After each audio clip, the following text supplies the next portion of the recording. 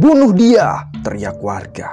Ki Sarkam mengambil sebuah batu yang cukup besar lalu menghantamkan batu itu tepat di kepala Duloh. Seketika saja Duloh tewas, tubuhnya masih dalam keadaan telanjang bulat. Dia diseret dari saung sawah saat sedang berhubungan intim dengan Rara. Ki Sarkamlah yang memata-matai mereka berdua. Dan setelah tahu kalau Rara selingkuh dengan Duloh, Ki Sarkam langsung memberitahu Raden Jaya. Saat itu di desa Bojong Pinang, Raden Jaya sangat disegani dan juga dituruti perintahnya oleh warga. Raden Jaya seketika saja murka saat tahu kalau Duloh punya hubungan dengan Rara. Dia memerintahkan warga Bojong Pinang untuk mengepung Duloh lalu memukuli lelaki itu sampai tewas. Setelah Duloh tewas, Ki Sarkam bilang ke Raden Jaya kalau Duloh punya ilmu hitam yang bisa membuatnya hidup kembali. Jelas saja pernyataan Ki Sarkam itu membuat Raden Jaya sangat terkejut. Dia ingin membuktikan kebenarannya. Maka jasad Duloh tidak langsung dikubur, melainkan dibiarkan terkapar di depan rumah Raden Jaya seperti bangkai anjing burut yang sangat hina. Sementara itu, Rara tak henti menangis di kamarnya. Inggit yang tak lain adalah ibunya Rara. Dia berusaha merayu putrinya itu agar mau keluar dari dalam kamar, tapi tetap tidak berhasil. Rara sudah dibutakan oleh cinta. Dia bahkan tidak peduli lagi pada suaminya sendiri karena memang Rara tidak mencintainya. Menjelang subuh, semua warga digegerkan dengan apa yang dilihat mereka. Jenazah Duloh hidup kembali. Semua lukanya juga sembuh secara misterius. "Pancasona?" kata Raden Jaya. "Dia punya ajian Pancasona," teriak Raden Jaya. Iya, Duloh memang punya ajian Pancasona. Ia tidak pernah mempelajari ajian itu. Tapi ajian Pancasona itu secara alamiah Duloh dapatkan dari nenek moyangnya yang hidup ratusan tahun lalu. Sebenarnya Duloh sudah meninggal berkali-kali, bahkan saat ia kelaparan di tengah jalan setapak. Namun, pas ditemukan Inggit, dia berhasil hidup kembali dengan ilmu Pancasona yang ia miliki. Duloh juga sudah meninggal saat disiksa Ki Sarkam pas masih kecil. Tapi Duloh berhasil hidup kembali. "Buang saja dia ke lembah," saran Sang Hyang, suami sahnya Rara. "Betul Raden, kita buang saja ke lembah," ujar Ki Sarkam. Di kampung itu memang ada sebuah lembah yang sangat curam dan dalam. Kalau ada yang masuk ke dalam lembah itu, dijamin tidak akan pernah bisa keluar dari sana. Lembahnya juga terkenal sangat angker. Rara keluar dari kamarnya saat mendengar kalau Duloh hidup kembali. Dia sangat bahagia melihat kebangkitan Duloh. Kemudian sambil mengusap air mata, Rara berlari menghampiri Duloh. Namun si Sang Hyang, suaminya Rara, menahan tubuh wanita itu agar tidak mendekati Duloh. Duloh pun diseret oleh warga menuju lembah mengerikan tersebut. Sementara Rara menangis sejadi-jadinya. Dia memohon pada ayahnya agar Duloh tidak dibuang ke lembah. Tapi Raden Jaya sudah gelap hati. Dia akan tetap membuang Duloh ke lembah itu. Sebelum dibuang ke lembah, Raden Jaya menyuruh warga untuk membungkus Duloh dengan kain putih lalu mengikat seluruh tubuhnya agar nanti pas Duloh hidup kembali, dia tidak akan bisa berkutik di dalam lembah itu. Selain dibungkus, salah seorang dukun di kampung itu juga menancapkan keris panjang di perutnya Duloh. Itu bukan keris sembarangan. Orang yang punya ajian Pancasona tidak akan bisa berkutik selama keris itu tertancap di perutnya. Sesampainya di bibir lembah, mereka langsung melemparkan Duloh ke dalam lembah itu. Tapi entah apa yang terpikir dalam benak Rara, dia malah menjatuhkan dirinya sendiri ke dalam lembah. Rara ingin mati bersama kekasih hatinya. Semua orang berteriak memanggil nama Rara, tapi dia sudah tidak bisa diselamatkan. Rara jatuh ke dalam lembah dan tak ada seorang pun yang berani menyelamatkannya karena lembah itu terkenal angker dan dalam. Rara pun mati di dalam lembah tersebut. Dan kemudian lembah itu terkenal dengan sebutan Lembah Rara. Sepeninggalan Rara, keluarga Raden Jaya jadi sangat hambar. Tak ada lagi senyum di rumah itu. Inggit juga sering melamun di kamarnya sambil menghadap jendela yang dibiarkan terbuka. Dari jendela itulah ia berharap bisa melihat putrinya pulang. Tapi keajaiban tak pernah datang. Walaupun dia rutin melamun dari pagi sampai sore, Rara tak akan pernah muncul karena memang dia sudah mati. Sementara itu, mantan suaminya Rara sudah pulang ke Lampung. Dia menikah lagi dengan wanita cantik di sana.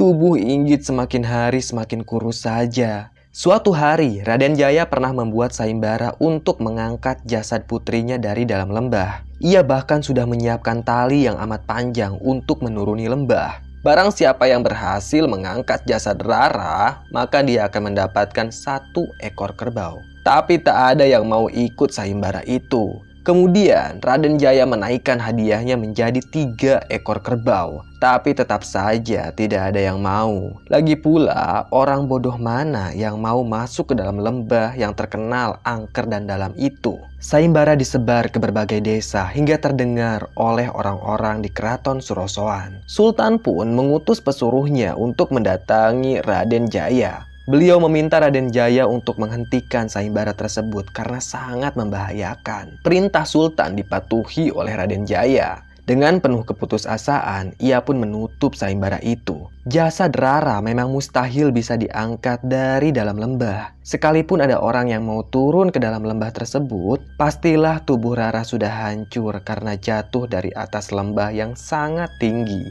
Di sisi lain, Raden Jaya kasihan melihat kondisi istrinya yang semakin memprihatinkan. Sekarang Inggit bahkan tidak mau keluar dari dalam kamarnya. Yang dia lakukan hanya termangu di depan jendela sambil berharap kemunculan Rara. Suatu hari, tak seperti biasanya, walaupun sudah larut malam, Inggit tidak mau menutup pintu jendela kamarnya. Tatap mata Inggit kosong. Dia memandangi pepohonan yang sepi. Sesekali melintas koloni anjing yang berlarian mengejar betinanya. Dan setelah koloni anjing itu melintas, samar-samar Inggit melihat seorang lelaki tua berdiri di kejauhan. Rambut dan jenggot lelaki itu berwarna putih.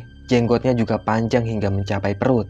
Inggit mengerutkan dahinya. Dia menerka-nerka siapa lelaki tua yang sedang berdiri di kejauhan itu. Inggit pun menutup pintu jendelanya. Namun ternyata kemunculan si lelaki tua bukan hanya sekali itu saja. Di hari-hari berikutnya pun Inggit sering melihat sosok lelaki tua itu. Si lelaki tua biasanya muncul saat malam tiba. Nah, Inggit pun penasaran. Dia menutup pintu jendelanya dan keluar menghampiri sosok misterius. Namun aneh, saat Inggit menghampirinya, si lelaki tua itu hilang entah kemana. Inggit berdiri di sana selama beberapa saat mencari keberadaan sosok misterius, dan saat ia hendak kembali ke rumahnya, tiba-tiba saja terdengar suara Rara memanggilnya. "Ibu," suaranya lirih. Inggit sangat kaget. Dia pun membalikan badan. Tampaklah Rara berdiri tak jauh dari Inggit. Segera ia lari menghampiri putrinya. Tapi sosok yang menyerupai Rara itu malah kabur. Rara masuk ke dalam hutan. Untung saja malam itu sedang terang bulan sehingga Inggit dapat dengan mudah mengikuti putrinya. Inggit masuk ke dalam hutan sambil menangis terseduh-seduh. Ia tak henti memanggil nama anaknya itu.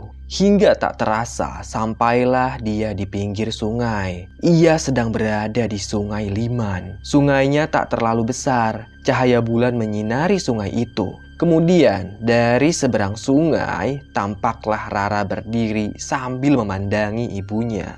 "Nak, kembali nak," teriak Inggit. Tapi Rara tidak menyaut. Kemudian tubuh Rara tiba-tiba saja hilang seperti kabut yang terurai begitu saja. "Aku bisa menolongmu," terdengarlah suara seorang lelaki dari belakang Inggit.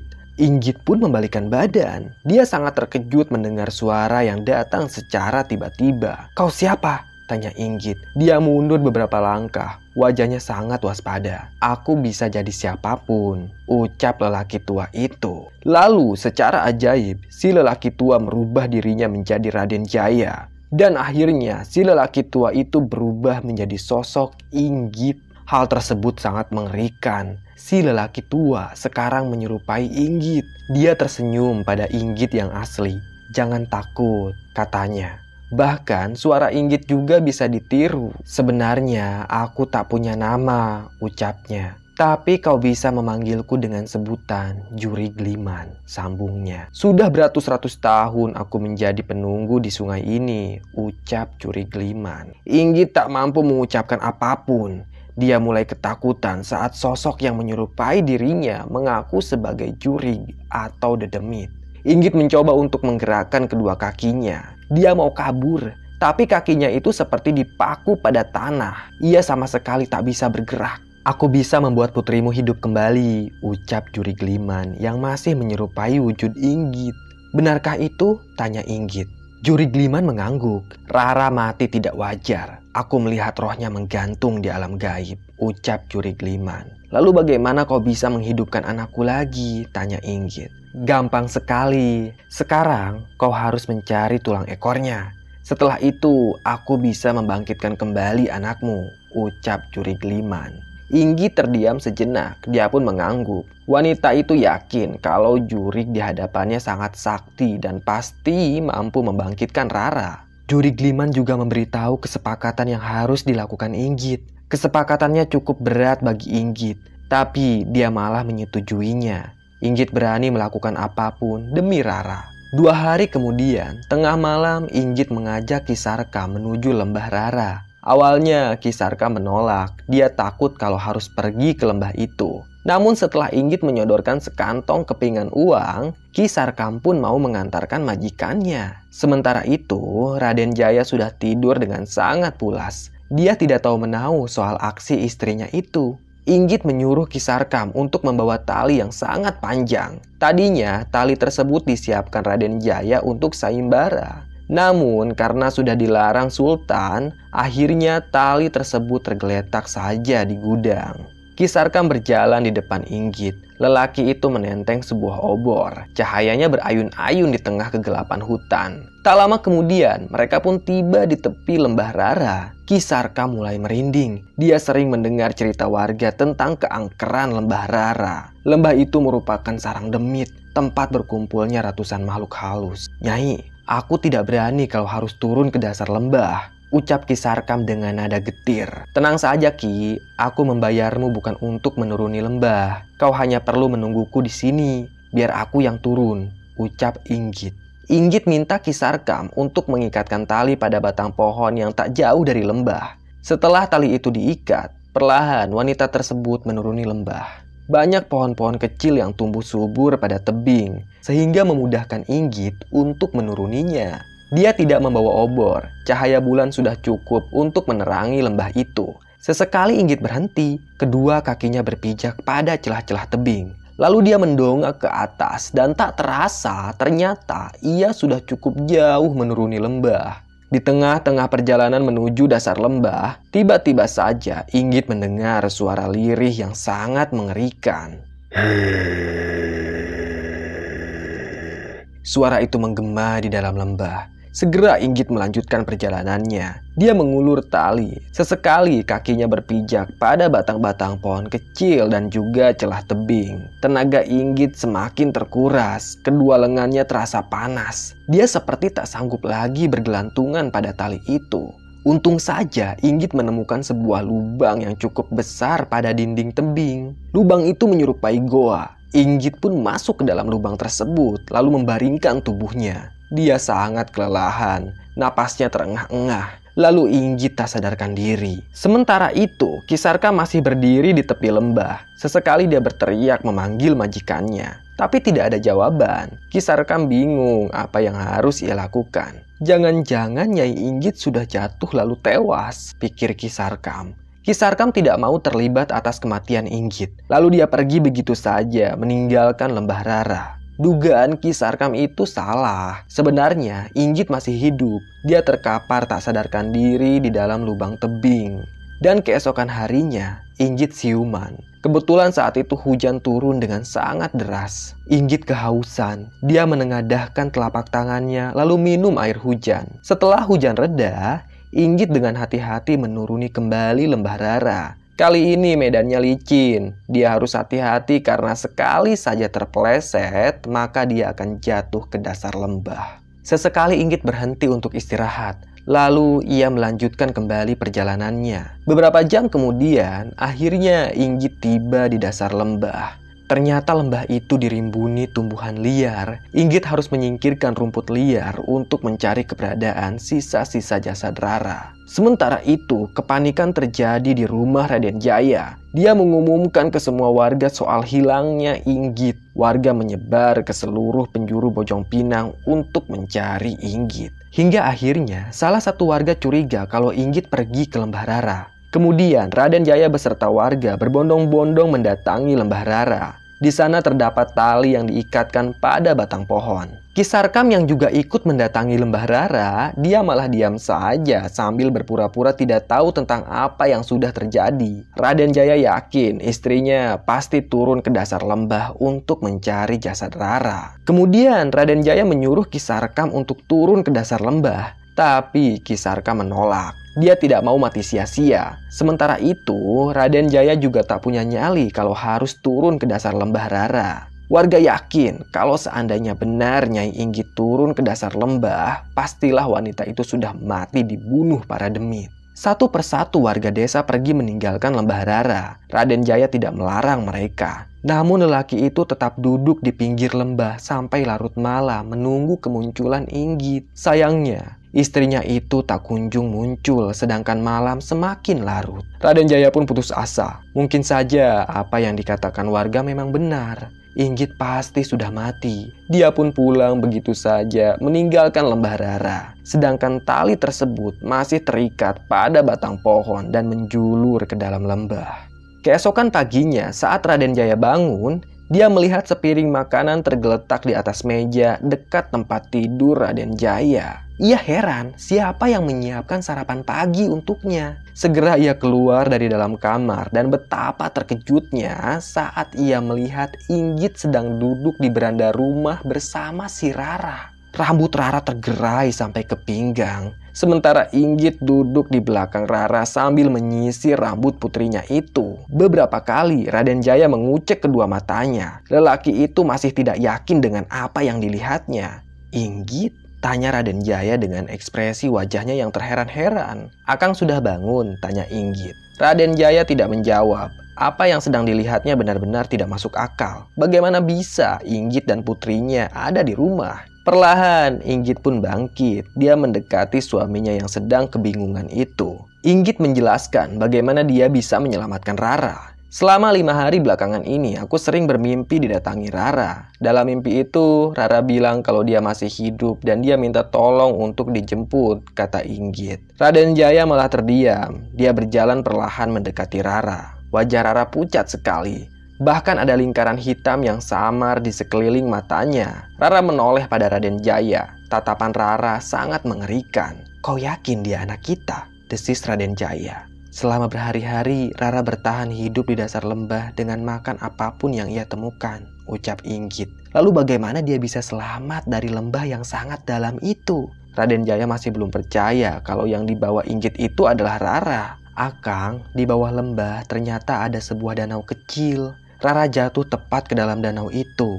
Ia pun selamat, kata Inggit. Ia berusaha meyakinkan suaminya. Raden Jaya terdiam sejenak. Lalu dia langsung memeluk Rara. Dia tak menyangka kalau putrinya itu masih hidup. Kemudian Inggit tersenyum. Tentu saja ada hal yang tidak ia beritahu pada suaminya itu. Yang penting sekarang putrinya bisa hidup kembali. Nak, bicaralah nak, ini ayah, kata Raden Jaya sambil menyentuh pipi Rara yang tampak pucat.